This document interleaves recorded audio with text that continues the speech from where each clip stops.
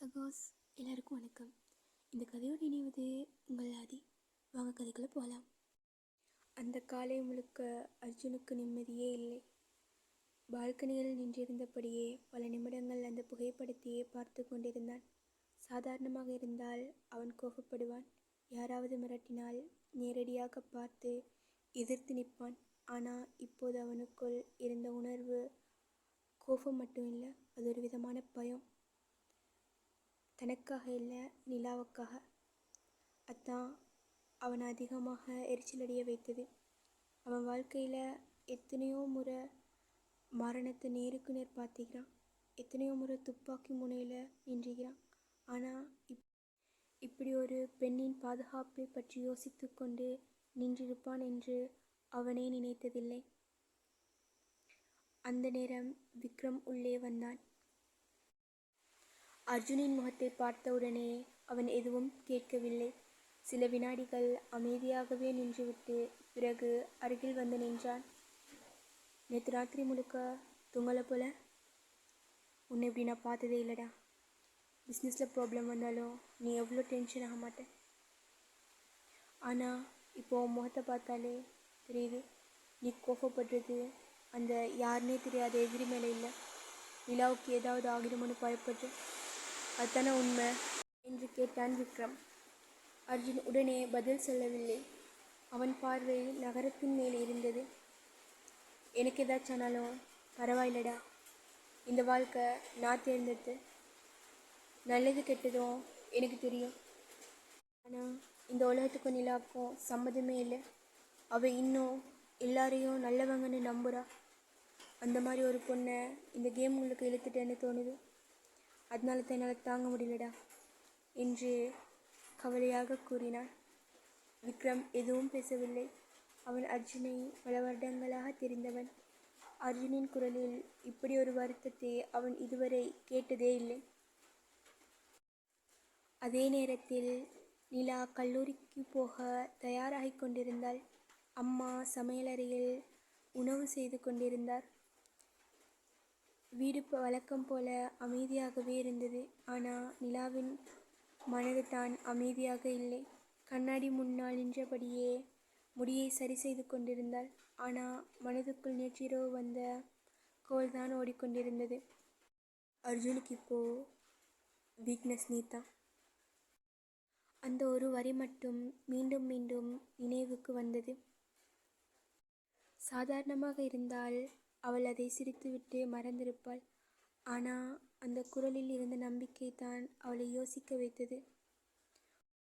ஒருவேளை உண்மையாகவே ஏதாவது பெரிய பிரச்சனையாக இருக்குமோ என்று மனதுக்குள் தோன்றியது.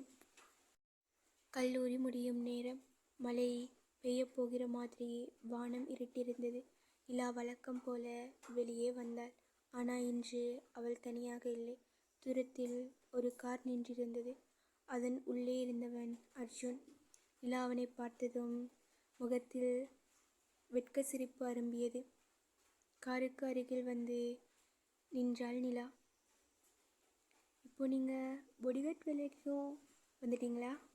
இல்லை சென்னை சிட்டியில் பஸ் எல்லாம் கேன்சல் ஆயிடுச்சா என்று கேலி செய்தபடியே கேட்டாள்.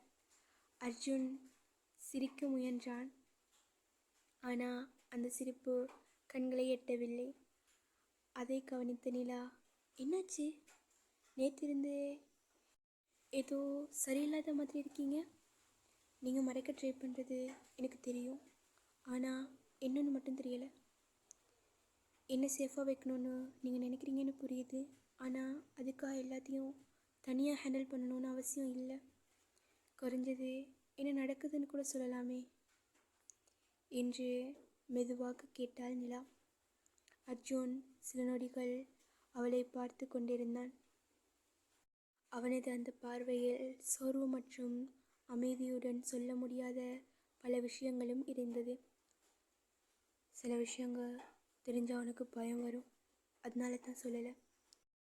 ஆனால் இப்போது நான் ஒரு விஷயம் மட்டும் சொல்கிறேன். அடுத்த கொஞ்ச நாள் கேர்ஃபுல்லாக இரு.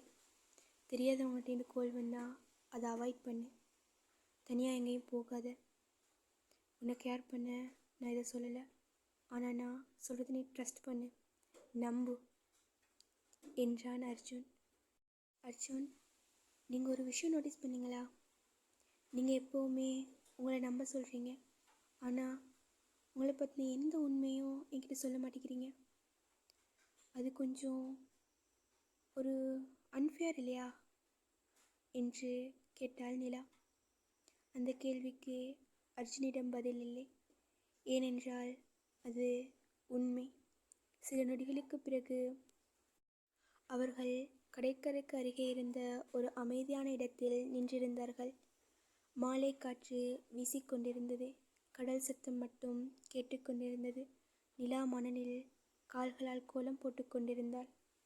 ஆனா அர்ஜுன் அருகில் நின்று அவளின் அழகை ரசித்து கொண்டிருந்தான். எனக்கு ஒரு டவுட் என்று திடீரென்று நிலா சொன்னாள். என்ன? நீங்கள் எப்பயாவது நார்மல் லைஃப் வாழணும்னு நினச்சிக்கிறீங்களா? எந்த டென்ஷனும் இல்லாமல், ஃபோன் கால் இல்லாமல், ப்ராப்ளம்ஸ் இல்லாமல், ஜஸ்ட் சாதாரணமான வாழ்க்கை என்று கேட்டாள். அர்ஜுன் சிரித்தான். இந்த முறை உண்மையாகவே சிரித்தான். நினச்சிருக்கேன், ரொம்ப தடவை நினச்சிருக்கேன். ஆனால் சில பேருக்கு அந்த மாதிரி வாழ்க்கை கிடைக்காது போல். சில பேர் எந்த வழியில் போனாலும் பிரச்சனை தான் அவங்கள தேடி வரும் என்றான். நிலா அவனையே கூர்ந்து பார்த்தபடி நின்றிருந்தாள். அப்படி சொல்லாதீங்க, எல்லாருக்கும் ஒரு செகண்ட் சான்ஸ் இருக்கும், உங்களுக்கும் அதே மாதிரி இருக்கும் என்று மெதுவாக சொன்னாள். அந்த வார்த்தைகள் அவள் மனதுக்குள் ஏதோ செய்ய தொடங்கியது. அவன் அவளை பார்த்து கொண்டே நின்றிருந்தான். அவளோ சாதாரணமாக சொன்னாள். ஆனால் அந்த நம்பிக்கை கூட அவன் வாழ்க்கையில் யாரும் கொடுக்காத ஒன்று. அதே நேரத்தில் அவர்களுக்கு தெரியாமல் தூரத்தில் ஒரு வண்டி நின்றிருந்தது.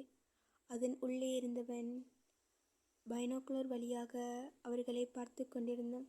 சில நொடிகள் அமைதியாக இருந்தான். பிறகு ஃபோனை எடுத்து, பாஸ், டவுட் இல்லை, அவன் அந்த பொண்ணு மேலே ரொம்ப அட்டாச்சாக இருக்கான். இப்போது அவனை யூஸ் பண்ணால் அர்ஜுனை கண்ட்ரோல் பண்ண முடியும் என்று கூறிக்கொண்டிருந்தான்.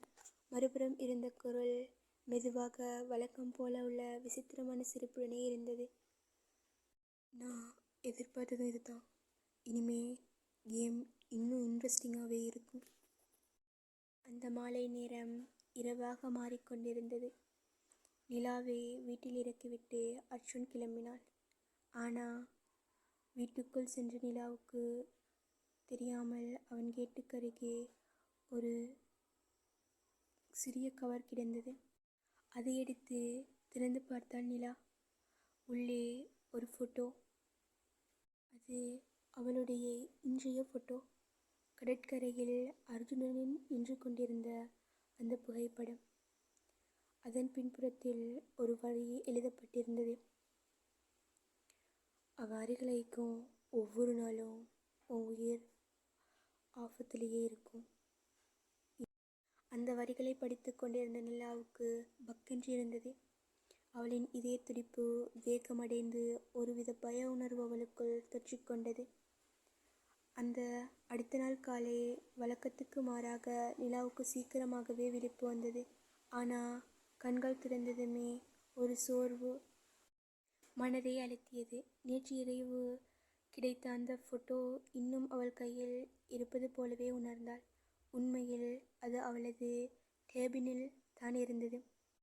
அந்த இரவு ஒரு நீண்ட தூக்கத்திற்கு பிறகும் நிலாவின் மனது அந்த வரிகளை இன்னும் மறக்கவே இல்லை. அவன் அருகில் நின்றிருக்கும் ஒவ்வொரு நாளும்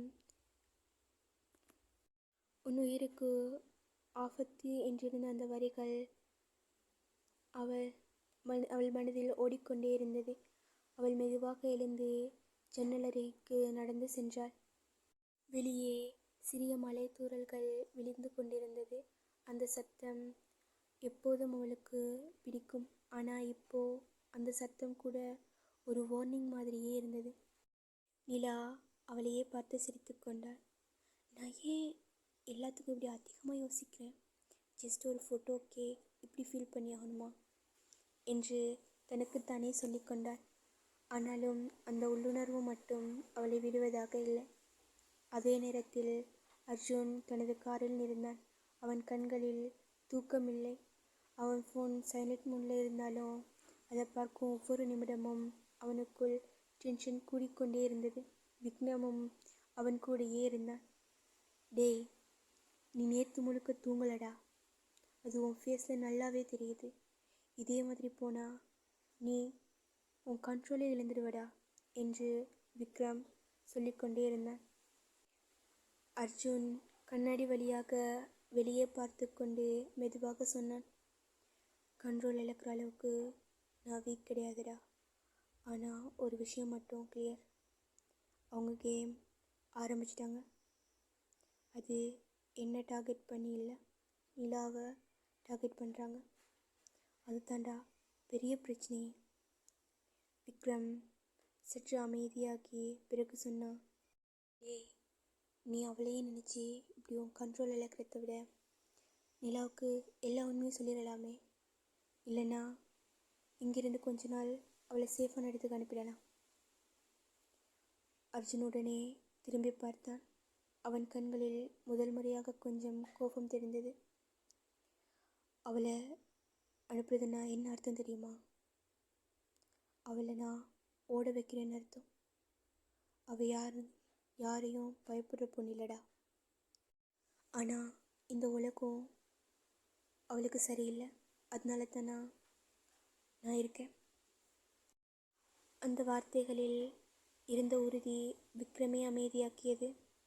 கல்லூரி முடிந்ததும் நிலா வெளியே வந்தாள். இந்த முறை அவள் ஃபோனை கூட அதிகம் பார்க்கவில்லை. காரணம் தெரியாமலே அவளுக்கு ஒரு ஃபீலிங் இருந்தது, யாரோ அவளை கவனிச்சுக்கிட்டே இருக்காங்கன்னு. அவள் நட கொஞ்சம் வேகமாக்கியது.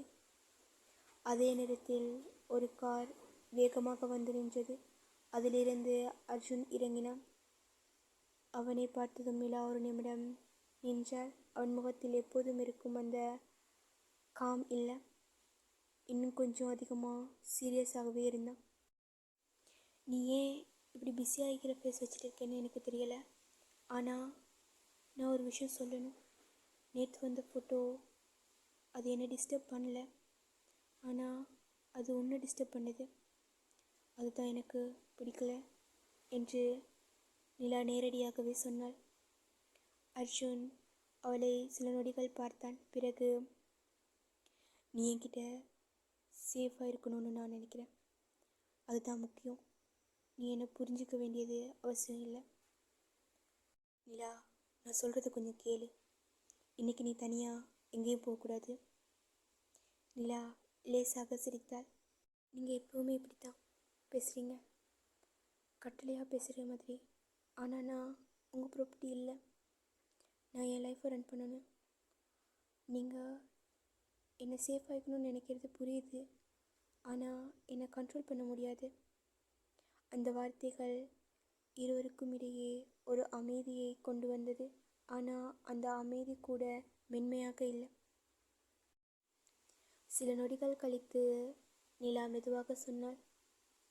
நீங்கள் என்னை எதுக்காக பாதுகாக்கிறீங்கன்னு நான் இன்னும் முழுசாக புரிஞ்சுக்கல. ஆனால் ஒரு விஷயம் மட்டும் புரியுது. உங்கள் லைஃப்பில் நான் வந்ததுக்கப்புறம் நீங்கள் மாற ஆரம்பிச்சிட்டிங்க. அது நல்லதா கெட்டதான்னு எனக்கு தெரியலை. அர்ஜுன் சற்றே நிலாவிற்கு அருகே வந்து நின்றான். அவன் குரல் கொஞ்சம் குறைந்தது. நீ என் லைஃப்பில் வந்ததால் நான் மாறல. நான் மறைச்சிக்கிட்டு இருந்த சில விஷயங்கள் வெளியே வர ஆரம்பிச்சிருக்கு. அதுதான் உண்மை. என்னை பாதிக்கிற அளவுக்கு நான் ஒன்றும் அலோவ் பண்ணக்கூடாது. ஆனால் சம்ஹவ் அது நடக்குது. அந்த வார்த்தைகள் நிலாவை சில நொடிகள் அமைதியாக்கியது. அதே நேரத்தில் தூரத்தில் ஒரு கருப்பு பைக் நின்றிருந்தது. அதில் இருந்தவன் ஃபோனில் பேசிக்கொண்டிருந்தான். அவன் இங்கே தான் இருக்கிறான் பாஸ். அந்த பொண்ணோட எல்லாம் பிளான் பண்ண மாதிரி தான் போயிட்டு இருக்கு. மறுபுறம் ஒரு சிறு குரல் மிகவும் மெதுவாக சிரித்தது. அவங்க 2 பேரும் இன்னும் க்ளோஸ் ஆகட்டும், அதுதான் நமக்கு அட்வான்டேஜ். மாலை நேரம் அர்ஜுன் நிலாவை ஒரு அமைதியான இடத்துக்கு அழைத்து சென்றான். ஒரு பழைய கடற்கரை அருகே இருந்த இடம். மக்கள் குறைவாக இருந்தார்கள். காற்று மெதுவாக வீசியது. நிலா மணலில் அமர்ந்திருந்தாள். நீங்கள் என்ன இங்கே ஏன் கூட்டி வந்தீங்க? இன்னும் சொல்லலை என்று அவள் கேட்டாள். அர்ஜுன் அவளுக்கு அருகில் அமர்ந்தான். சில விஷயங்களை நேராக சொல்ல முடியாது, ஆனால் நீ ஒரு விஷயம் புரிஞ்சுக்கணும். நான் நல்ல மனிதன் இல்லைன்னு நான் சொன்னதே இல்லை, ஆனால் நான் சேஃபான மனிதனும் இல்லை. நிலா அவனை பார்த்தாள். யாரும் முழுசாக சேஃப் இல்லை அர்ஜுன். எல்லாருக்குமே ஒரு கடந்த காலம் இருக்கும். எல்லாருமே மிஸ்டேக் பண்ணியிருப்பாங்க. ஆனால் அதனால் லைஃப் ஓடுது. நீங்கள் எப்போவுமே உங்களை குற்றவாளியாக பார்க்குறதால தான் உங்கள் லைஃப் இப்படி இருக்குது. நிலாவின் அந்த வார்த்தைகள் அவனை மேலும் இருத்தியது. சில நொடிகள் அவன் எதுவும் பேசவில்லை. அமைதியாகவே நின்றிருந்தான். பிறகு மெதுவாக நிலாவை பார்த்து பேச ஆரம்பித்தான். நீ என்ன சேஞ்ச் பண்ண நினைக்கிற மாதிரி பேசுகிற, அது எனக்கு பயமாக இருக்குது. நிலா சிரித்தாள். நான் யாரையும் சேஞ்ச் பண்ண நினைக்கல அர்ஜுன், ஆனால் நீங்கள் ஏற்கனவே சேஞ்ச் ஆகிட்டீங்க. என்கிட்ட பேசும்போது நீங்கள் வேறு மாதிரி இருக்கீங்க, அதுதான் உண்மை. அந்த மூமெண்ட் லேசான காற்று இருவருக்கும் நடுவே வந்தது. அது ஒரு அமைதியான நிமிடம். ஆனால் அந்த அமைதிக்குள் ஒரு பெரிய டென்ஷன் இருந்தது. தூரத்தில் ஒரு ஃப்ளாஷ் லைட், ஒரு கேமரா ஷட்டர் சவுண்ட். யாரோ அவர்களை படம் எடுத்து கொண்டிருந்தார்கள். அர்ஜுனின் முகம் திடீரென மாறியது. அவன் மெதுவாக நிலாவை பார்த்து, நம்ம தனியாக இல்லை என்று சொன்னான். நிலா திரும்பி பார்த்தாள். ஆனால் அங்கே யாரும் இல்லை. ஒரு சில நிமிடங்கள் கழித்து அர்ஜுனின் ஃபோன் வைப்ரேட் ஆனது. அது அன்னோன் நம்பரிலிருந்து ஒரு மெசேஜ். அர்ஜுனின் முகம் மெதுவாக மாற ஆரம்பிச்சது. நிலா அதை கவனிச்சா. என்னாச்சு என்று அவள் கேட்க அர்ஜுன் எந்த பதிலும் சொல்லலை. அவன் மட்டும் அந்த மெசேஜை பார்த்துக்கிட்டே சில நொடிகள் நின்றான். அப்போது தான் அவன் மெதுவாக சொன்னான், இது விளையாட்டில் நிலா. நிலா நிலா அவனையே பார்த்து கொண்டிருந்தாள். அர்ஜுனின் வாய்ஸ் இப்போ முழுசாக மாறி இருந்தது. கடற்கரையில் இருந்த அந்த காற்று கூட அந்த நொடி நிறுத்துகிற மாதிரி ஃபீல் ஆனது. அவன் ஃபோனை அவளுக்கு காட்டாமல் திருப்பி வைத்துக்கிட்டு மெதுவாக சொன்னான், நான் நினச்சேன் இது என்ன மட்டும் டார்கெட் பண்ணி நடக்குதுன்னு. ஆனால் இப்போ புரியுது, இது உன்னை வச்சு என்ன சிக்க வைக்கிற கேம். நிலா மெதுவாக, யார் அது என்று கேட்டாள். அர்ஜுன் அவளை பார்த்தான். அவன் கண்களில் முதல் முறையாக அந்த காம் இல்லை. அவன் உயிரோடு இருக்கக்கூடாது என்று மெதுவாக சொன்னான் அர்ஜுன். அந்த நொடி அர்ஜுனன் ஃபோனுக்கு மீண்டும் ஒரு மெசேஜ் வந்தது. இந்த முறை ஃபோட்டோ. வந்த ஃபோட்டோவை பார்த்தவுடன் அர்ஜுன் ஒரு நொடி கூட அசையலை. நிலா அர்ஜுனின் முகத்தையே பார்த்து நின்றாள். அர்ஜுன், என்னாச்சு? அவன் மெதுவாக ஃபோனை அவளுக்கு திருப்பினான். அந்த ஃபோட்டோவை பார்த்த நிலாவின் முகம் முழுக்க மாறிப்போச்சு.